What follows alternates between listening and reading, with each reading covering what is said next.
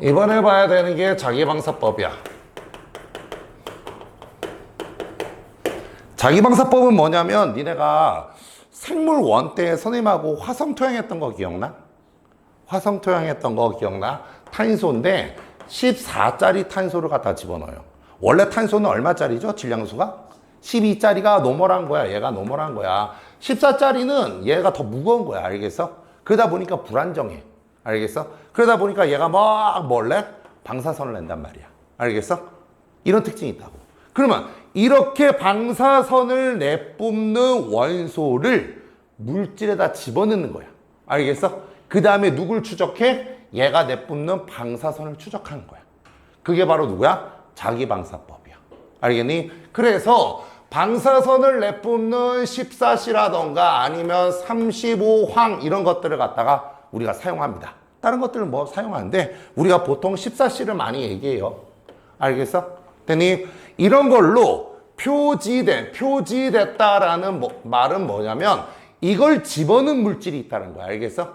그래서 우리가 걔를 갖다가 표적을 추적할 수 있다는 뜻이야. 알겠어? 표지된 누구를 갖다가 아미노산을 주입합니다. 알겠어? 그런 다음에 그 아미노산이 모이면 이제 뭐가 만들어지는 거야? 단백질이 만들어지지. 우리 저번 시간에 배웠지?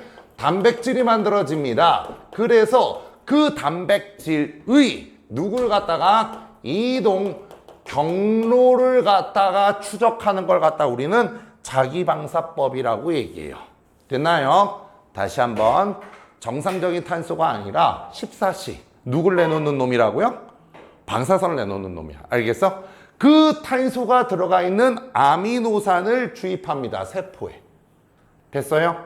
그러면 그 아미노산을 이용해서 뭘 만들겠지, 그지? 누굴 만들어? 단백질을 만들어낸다고. 알겠어? 근데 그 단백질이 세포 내에서 이렇게 막 움직여, 그치? 그러면 저 14C가 내뿜는 방사선이 쭉 이동하겠지, 그치? 맞아? 그래서 우리는 단백질이 세포 내에서 어느 경로로 이동하는지를 알아보는 게 바로 누구야? 자기방사법이에요. 됐나요? 오케이? 그렇다면 우리가 여기서 알아야 되는 건 누구야? 단백질의 이동 경로야. 그런데 우리가 통합과학에서 배웠다. 단백질, 그리고 좀 이따가 세포에서 해. 알겠어? 단백질이 만들어지는 곳이 어디지? 단백질이 만들어지는 세포 소기관. 세포 소기관. 리보솜. 그치? 근데 이거 이름 바뀌었다. 누구? 라이보솜이라고 얘기합니다. 알겠어? 선생님 근데 계속 리보솜 이런 얘기 할 거야. 알겠어? 그러면 옛날 명칭이지만 그대로 들었어요. 그래서 단백질이 라이보솜에서 뭐가 되는 거야? 합성이 돼요. 됐나요? 그러면 14C로 표지된 아미노산이 단백질을 만들면 사실상 라이보솜에서 뭐가 나겠어? 만들어지겠지, 나오겠지, 그지? 그런데 사실상 라이보솜은 합성하는 곳이고요. 맞아? 걔가 이동하는 걸 찾으라 그러면 제일 먼저 어디서 우리가 나오냐면 거친 면 소포체에서 뭐가 나와요? 이 아미노산이 검출됩니다. 단백질이 검출됩니다. 알겠어? 거친 면 소포체는 오늘 하겠지만 소포체라 그래가지고 핵이 이렇게 있어, 핵이. 알겠어? 그래, 핵 바깥에 이렇게 구불구불하게 생긴 애가 있어요. 알겠어? 좀 이따 그림 그릴 거야. 그런데 이렇게 생긴 애가 소포체인데, 맞죠? 소포체는 크게 두 가지예요. 뭐가 있냐면 거친 면 소포체가 있고 매끈 면 소포체가 있습니다. 거친 면 소포체는 여기 보시면 이렇게 동글동글한 게 막 붙어 있어. 그러면 여기가 뭐가 되는 거야? 거친 면 소포체가 되는 거야. 근데 어떤 놈은 동글동글한 게 안 붙어 있어. 그럼 얘가 뭐가 되는 거야? 매끈면 소포체라고 얘기합니다. 그러면 결국에 이 동글동글한 게 누구냐 이거지, 그지? 얘가 누구냐면 라이보솜이야. 됐어요? 그러면 이 라이보솜에서 뭐가 만들어진다? 단백질이 만들어지는 거야, 그지? 그러니까 그 단백질이 처음에는 어디서? 거친 면 소포체 쪽에서 나온단 말이야. 얘가 방사선이. 알겠어? 됐니? 그래서 거친 면 소포체를 통해서 이제 어디로 가는 거냐면 골지체라는 물체로 갑니다. 세포 소기관으로. 알겠어? 골지체는 이렇게 구불구불한 게 이렇게 한 칸씩 떨어져 있는 놈이라고 생각하시면 돼요. 알겠어? 되니? 좀 이따 우리 세포 소기관 다 배울 거야. 알겠어? 왜? 여기 있던 단백질이 어디로 이동해? 골지체로 이동하거든요. 알겠어? 그래서 여기서 변형, 분비 이런 것들이 일어납니다. 알겠어? 그 다음에 골지체에서 이제 뭘로 가냐면 분비, 소낭이라고 하는데 이 골지체는 좀 큰 거야. 알겠어? 근데 그게 이렇게 떨어진 조그만한 주머니. 맞아? 물질을 분비하는 조그만한 주머니. 낭이란 게 주머니 뜻이거든. 알겠어? 그래서 뭐 골지, 소낭, 분비, 소낭 상관없어요. 알겠어? 그쪽으로 나와서 얘가 이제 어디로 가는 거야? 세포막과 닿잖아요. 그러면 여기 안에 있는 물질들이 여기 있던 게 물질들이 여기 있던 게 물질들이 여기가 딱 변형이 됩니다. 알겠어? 그러면서 밖으로 나가버려요.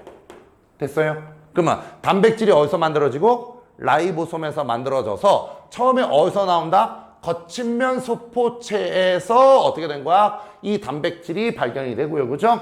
그게 어디로 간다? 골지체로 가고 그 다음에 어디로 간다? 분비 소낭을 통해서 우리가 어떻게 되는 거야? 세포 어디까지? 바깥까지 나간다 라는 뭘 알 수 있는 거야? 단백질의 이동 경로를 알 수 있다고요. 알겠어? 되니? 얘를 갖다가 우리는 뭐라고 한다? 자기 방사법이라고 얘기해요. 알겠어? 그래서 여러분들이 외워야 되는 것들은 단백질의 이동 경로를 외워야 되는 거야. 다시 한번 단백질의 이동 경로 얘기할 때 라이보솜은 일단 우리가 뺍니다. 왜? 라이보솜에서 만들어지는 거니까. 알겠어? 그래서 라이보솜 빼고 그 다음에 어디서 첫 번째가 어디서 발견된다?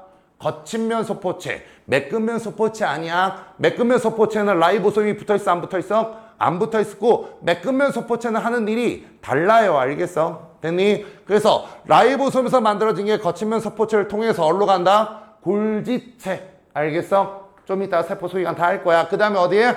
분비 소낭을 거쳐서 어디로 간다? 세포 바깥으로 이동한다. 알겠어? 그래서 우리가 추적하는 방식을 갖다 우리 뭐라 본다? 자기 방사법 이렇게 얘기하는 거야.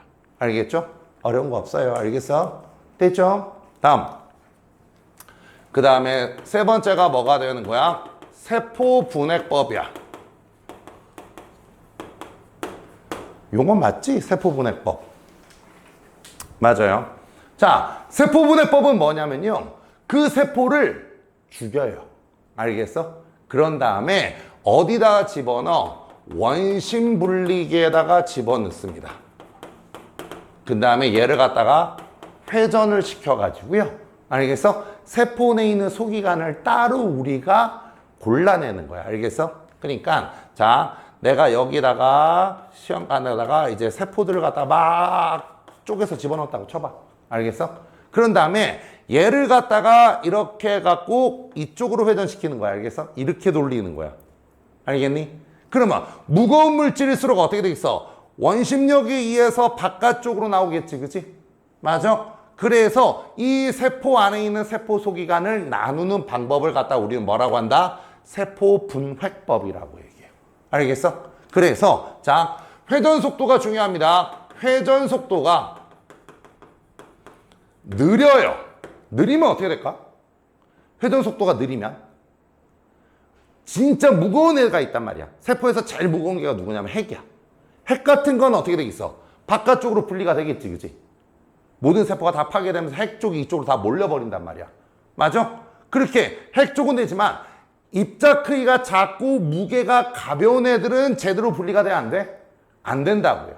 알겠어? 그래서 회전 속도가 느리면 가벼운 누구야? 세포 소기관이 어떻게 되는 거야? 분리가 안 된다고요. 무거운 세포 소기관만 분리가 된다고요.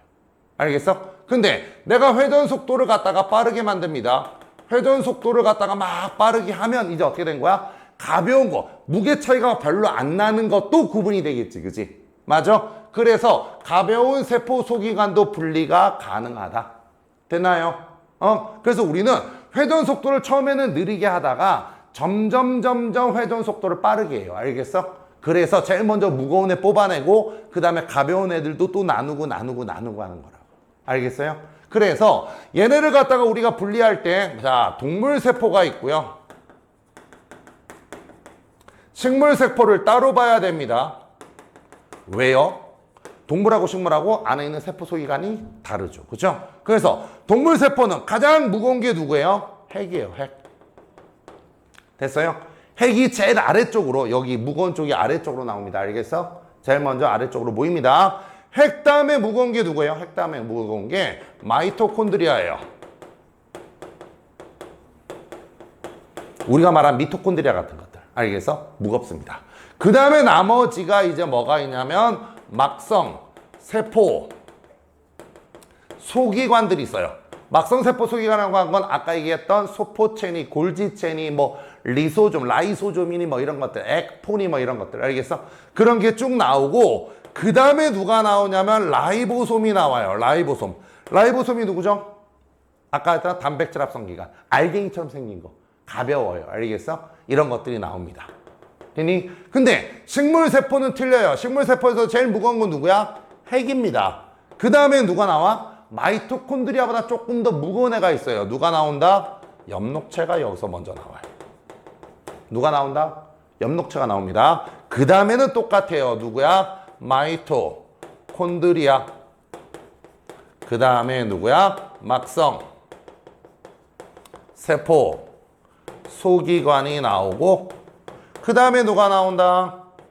라이보솜이 나오는 거야. 되니? 오케이? 그래서 우리가 누구만 잘 기억하면 되는 거야.